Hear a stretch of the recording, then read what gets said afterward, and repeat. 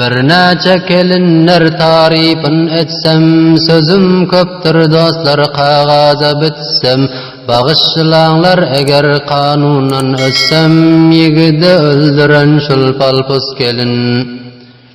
Uyuşmezler yaman günde daşına, rahim etmez gözden akan yaşına, baktın yatıp bir ilse başına, yigidi öldüren şul palpus kelin.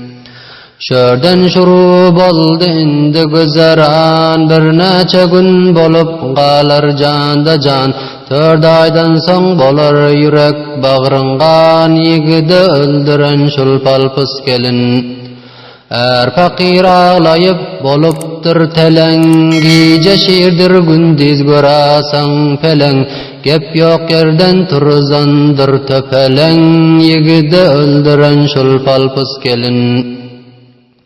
İshap olmaz taza açılan gülünden, bir iş gelmez dostlar onun elinden, hem sayası aman kalmaz dilinden, yigidi öldüren şul palpus kelin.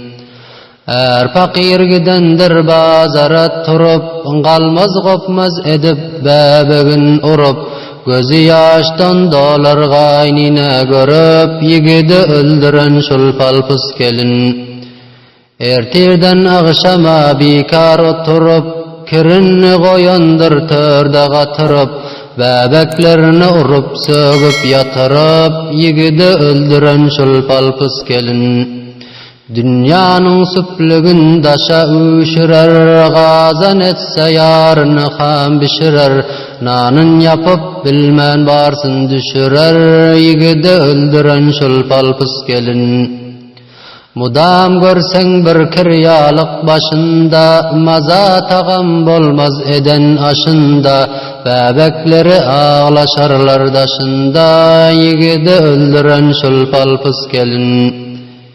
Bikar bolsa gezer bir oba koyman, hemişe gözü aç karnları doyman, gıybat edermişler bir gurrun koyman, yigidi öldüren şul palpus kelin.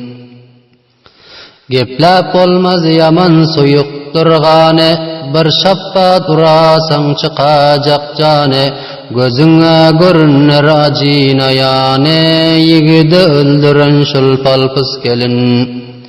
İşten yadap gelip bir sellem yatsan, aydan etmezler ağzından assan, pada deldir eltip bazarda satsan, yigidi öldüren şul palpus kelin. İzzet avrayınızı elden bermengler, köçe köyde helepleşip yürmengler, can kelinler menden gatı görmengler, yigidi öldüren şul palpus kelin.